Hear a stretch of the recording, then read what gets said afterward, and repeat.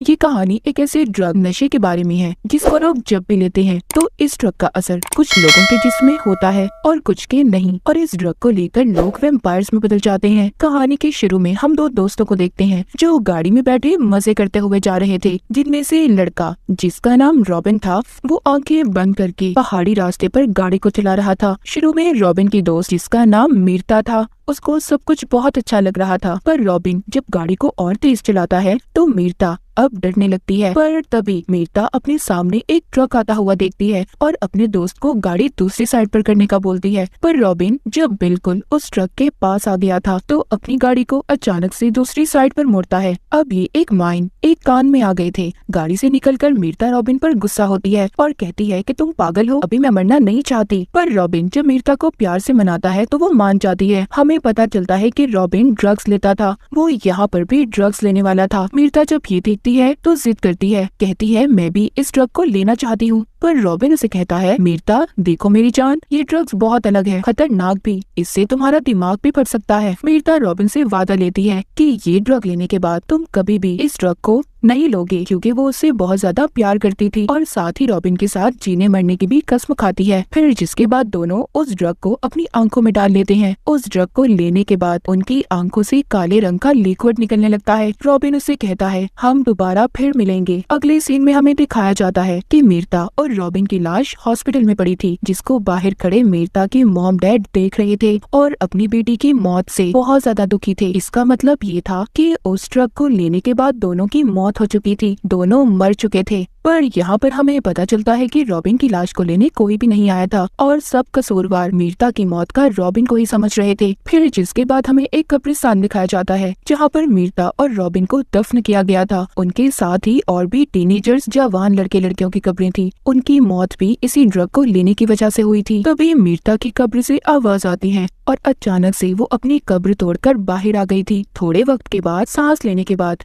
उसे पता चलता है कि वो दोबारा से जिंदा हुई है। उसकी कब्र के सामने रॉबिन की कब्र भी थी, जिसको देखकर मीरता बहुत रोती है, चीखती है, चिल्लाती है और फिर थोड़ी देर के बाद अपने घर के लिए निकलती है। जब ये रास्ते से जा रही थी तभी ये एक गाड़ी को देखती है जिसमें कुछ दोस्त बैठे थे और मजे कर रहे थे। ये सब देखकर मीरता अपने पास्ट माजी को सोचने लगी थी। तो यहाँ से कहानी हम मीरता की पास्ट की देखते हैं। जब वो कॉलेज में थी एक दिन कुछ लड़के उसे तंग कर रहे थे, तभी उसने पहली मर्तबा कॉलेज में रॉबिन को देखा था। तो उसकी दोस्त से उसे पता चलता है कि रॉबिन पर कॉलेज की सारी लड़कियां फिदा हैं। रात को जब ये अपनी दोस्त के साथ क्लब में जाती है जहाँ पर मीरता की दोस्त पर एक लड़का जानबूझकर शराब को गिरा गया था, जब उसकी दोस्त खुद को साफ करने बाथरूम में जाती है तभी इसकी नजर फिर से रॉबिन पर पड़ती है, जिसको देखकर मीरता मुस्कुराने लगी थी। रॉबिन भी उसके पास आ रहा था, जिसे देखकर मीरता भागने लगती है और ये उसको गोद में उठाकर क्लब में लाकर डांस करने लगता है। एक दिन रॉबिन जब इसको रात को घर छोड़ने गया था तो यहाँ पर वो इसके घर जाने की जिद कर रहा था, पर मीरता कहती है देखो बात को समझो, मेरे मॉम डैड घर पर है। रॉबिन भी सब समझकर मीरता को प्यार से देखता हुआ चला जाता है और मीरता झाड़ियों से होते हुए अपने घर में आ गई थी। अब सीन दोबारा से प्रेजेंट यानी के मौजूदा वक्त में आता है। मीरता अपने ख्यालों से बाहर आ चुकी थी, वो उन्हीं झाड़ियों से होते हुए वापिस से अपने घर में आ गई थी। मीरता अपने घर आकर फ्रिज से कुछ निकाल कर खाती है, फिर अपने मॉम डैड को देखने जाती है जो अपने कमरे में सो रहे थे। जब ये अपने कमरे में जा रही थी तो इसकी मॉम की अचानक से आंख खुल जाती है। वो जब अपनी बेटी को देखती है तो मीरता के पीछे पीछे आने लगती है, पर मीरता अपनी मॉम को देखकर दरवाजा बंद कर देती है। उसकी मॉम जब दरवाजा खोलने का कहती है तो अपनी मॉम को ऐसा कहते हुए देख वो दरवाजा खोल देती है। उसकी मॉम जब उसको हाथ लगा रही थी तो उनको उसका जिस्म बिल्कुल ठंडा लग रहा था। यहीं पर मीरता के डैड भी आ गए थे, पर मीरता अपने डैड की आवाज सुनकर अपने घर से भाग जाती है। उसके डैड जब उसके कमरे में उसकी मॉम को देखने आते हैं तो उन दोनों को अब ऐसा लग रहा था कि मीरता उन्हें अपने ख्यालों में दिख रही है। मीरता भी अपने घर से भागकर जंगल में आ गई थी। यहाँ पर एक ग्रुप के लोग उसे अपने साथ लेने आए थे और उसे कह रहे थे कि हम तुम्हारी मदद करना चाहते हैं, पर मीरता उन्हें देखकर पेड़ पर चढ़ जाती है। फिलहाल कुछ वक्त के लिए मीरता उन लोगों से बच गई थी, जिसके बाद वापस वापिस से ये अपनी कब्र पर जाती है तो उसे अपने हाथों की नसें काली होती हुई नजर आ रही थी। ये स्याही उसके पूरे जिस्म में फैल रही थी। मीरता परेशान हो जाती है, जिसके बाद वो एक स्टोर पर आती है। वहाँ के बाथरूम में जाकर जब ये खुद को देखती है तो अब इसकी आंखें भी काली पड़ चुकी थी। वो स्याही इसके पाँव पर भी फैल चुकी थी और अब इसके नाखून भी अलग हो रहे थे। जब ये स्टोर से बाहर आती है तो एक क्लब में चली गई थी, जहाँ पर इसको एक इंजीनियर मिलता है जो इसके साथ घुलने मिलने की कोशिश कर रहा था। यहीं पर क्लब में ये रॉबिन की दोस्त को भी देखती है। अब ये उससे बचने के लिए ये उस इंजीनियर का सहारा लेकर क्लब से बाहर आ गई थी। उधर दूसरी तरफ मीरता की मॉम जो अपनी बेटी की मौत के सदमे में थी, तभी उनके घर पर एक आदमी आता है जो बताता है कि आपकी बेटी मीरता जिंदा है, वो वापिस आ चुकी है। और मौत से जागने के बाद वापिस से लोग सबसे पहले अपने घर में ही आते हैं। ये आदमी दरअसल उन्हीं लोगों का लीडर था जिनको हमने देखा जो मीरता को जंगल में भी ढूंढ रहे थे। मीरता के डैड उस लीडर से कहते हैं कि प्लीज हमें और परेशानी मत दें, हम आगे ही बहुत ज्यादा परेशान हैं, मेरी बीवी की तबीयत ठीक नहीं है। वो लीडर जाता हुआ मीरता के डैड से कहता है अभी तो मैं जा रहा हूँ, पर हाँ मेरी बात याद रखिएगा, अगर मीरता वापस घर आई तो इस बार उसे अपनी बेटी समझने की गलती मत करिएगा, क्योंकि वो अब बदल चुकी है। उस आदमी ने मीरता के बारे में ऐसा क्यों कहा था ये हमें आगे कहानी में पता चलेगा। उधर मीरता उस इंजीनियर को लेकर उसी जगह पर आ गई थी जहाँ पर ये रॉबिन के साथ आई थी। इंजीनियर उससे बदतमीजी करने की कोशिश कर रहा था, पर उसे ये करना नहीं चाहिए था। मीरता उस इंजीनियर की गर्दन को काट कर किसी भूखे जानवर की तरह खा रही थी। इसकी आंखें भी काली पड़ चुकी थी। ये उस इंजीनियर को खाने के बाद मीरता एक दुकान पर आती है और वहाँ से एक फोन को चुरा लेती है। हम देखते हैं कि टीवी पर उसी इंजीनियर के कत्ल की खबर चल रही थी। ये फोन चुराने के बाद अपने डैड को फोन करती है, पर कुछ भी नहीं बोल पाती। रात को ये अपने घर आ गई थी जहाँ पर वो रॉबिन के साथ रहा करती थी। वो पहले अपने कपड़े बदलती है और फिर सोफे पर लेटकर रॉबिन के साथ बिताए हुए लम्हों को फिर से याद करने लगती है। तभी इसके बाद इसके डैड भी आ गए थे जो नहीं जानते थे कि मीरता यहाँ पर है। वो अपनी दोस्त के साथ थे।